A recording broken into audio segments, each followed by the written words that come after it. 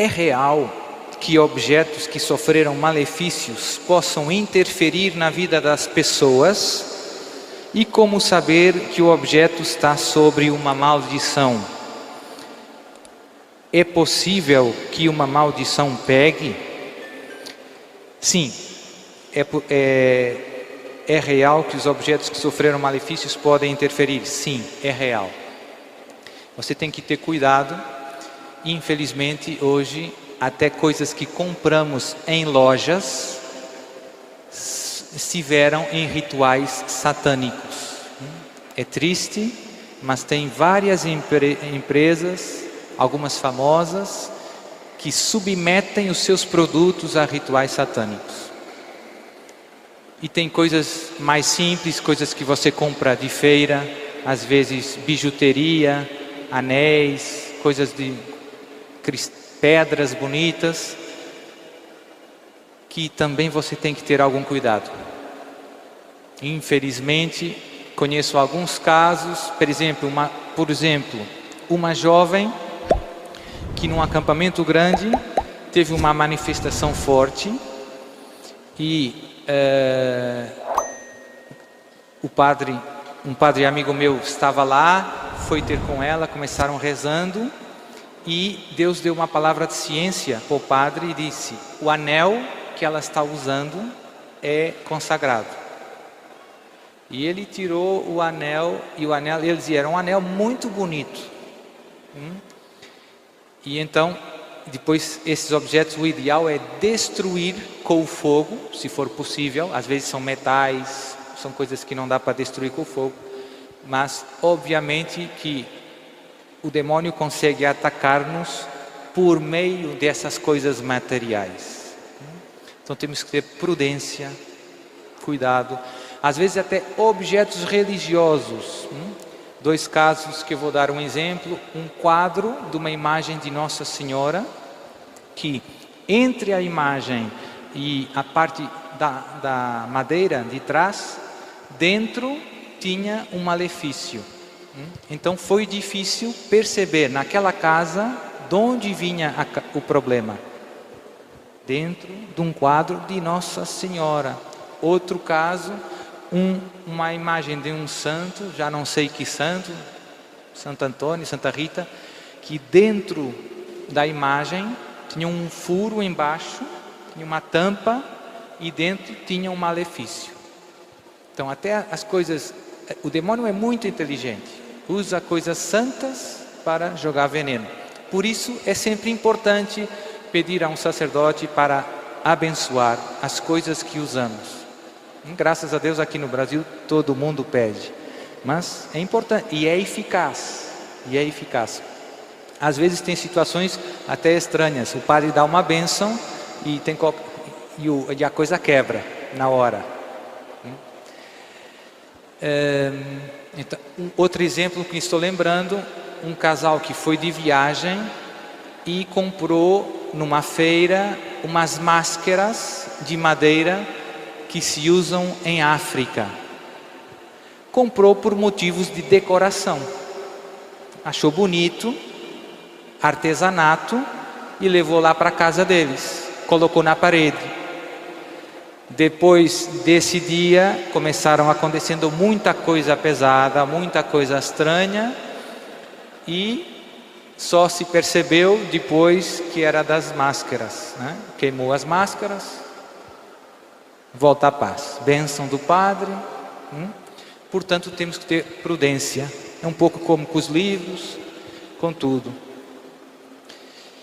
E normalmente, praticamente 100%, os malefícios, as bruxarias, sempre se usa uma base material para chegar à pessoa. Muitas vezes a comida, outras vezes a roupa, se usa muito a roupa, ou algo da pessoa, um pouco de cabelo, um objeto pessoal. Então, é bom também ser prudente, não é estar suspeitando de todo mundo, mas às vezes eu encontro muitas vezes as mesmas histórias, né? E eu digo, por exemplo, então, você faz quanto tempo que está mal? E a pessoa diz, faz 6 meses, padre. E há 6 meses aconteceu alguma coisa de especial na sua vida? Não. Eu digo, mas pense, na sua família aconteceu alguma coisa? Tudo normal. No seu trabalho? No meu trabalho só aconteceu uma coisa boa, fui promovida. Foi promovida? E alguém ficou bravo com a sua promoção? Eu percebi que teve lá outra colega minha que ficou um pouco zangada, porque ela pensou que ela seria a promovida, mas no final fui eu. E ela costuma dar coisas para você?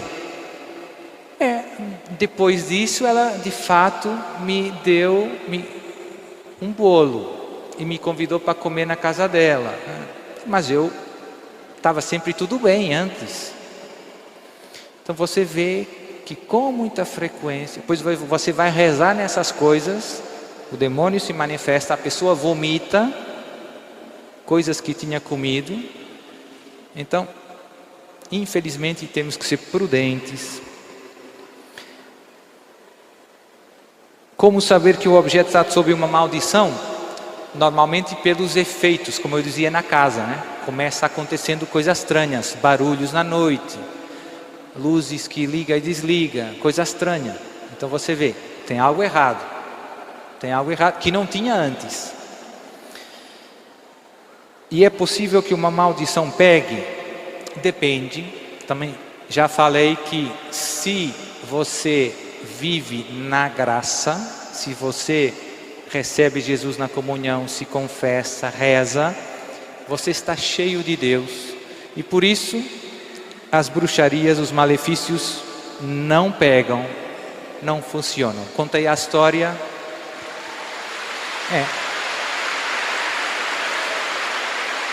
Contei a história do satanista que se converteu com a moça, né, que rezava o terço, ia na missa e depois rezava o terço no final do dia outra vez.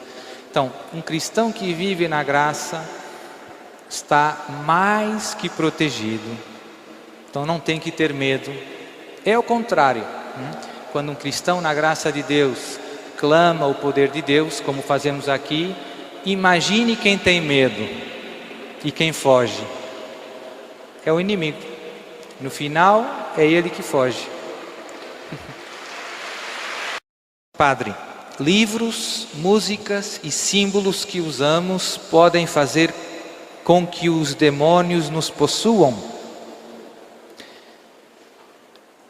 Dizem que os demônios são mais fortes à noite, por períodos diferentes e influenciam a força do mal. Então, livros, músicas e símbolos podem influenciar, podem abrir brechas para o demônio? Certamente. Muitas músicas hoje, infelizmente, lá em Portugal se ouve muita música produzida nos Estados Unidos. Os jovens ouvem muita música produzida, e os cantores de música pop não é só metal pesado, claramente satânico. Hoje são músicas para os jovens de 12 anos, 13 anos. Tem muita mensagem pesada e tem muita blasfêmia nas letras e muitas invocações. Não sei se cá no Brasil não é muito, não sei se é tão conhecido como em Portugal, mas lá tem cantoras muito famosas, dessas mais pop, mais light, como Lady Gaga, Rihanna, e os seus concertos são rituais em que matam animais e que tem sangue. São coisas pesadas, muito pesadas, e portanto com uma aparência de coisa boa você está bebendo veneno. Estes são os que parecem inofensivos. Imagine os outros, né? Músicas mais pesadas, aqueles que são abertamente satânicas. Você pega a letra e você fica assustado. São invocações, maldições, umas a seguir as outras. Então isso é um problema. E eu com os jovens, às vezes é difícil ajudá-los, porque eles dizem: padre, mas eu gosto da música, eu não quero a letra. Eu também, quando era mais novo, também tocava, tinha a minha banda com os meus amigos, e tocávamos, e muitas músicas do mundo também. Mas quando caiu a ficha, quando eu vi que estas letras ofendem a Jesus, eu peguei os meus CDs e destruí um a um. Porque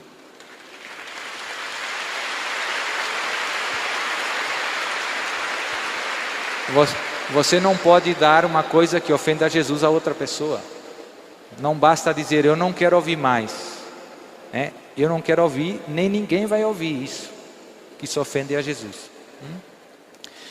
Com os livros, também tem muita coisa. Eu às vezes gosto mais de falar das coisas mais que tem uma aparência de bondade, porque o demônio é muito esperto. Diz lá na carta, penso que na carta 2 aos Coríntios, que sempre se veste como anjo de luz. Se veste como anjo de luz. Então tem muita coisa venenosa mesmo. No fundo, a nova era.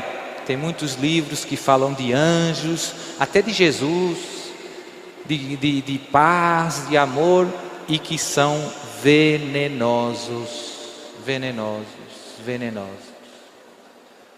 Coração na capa.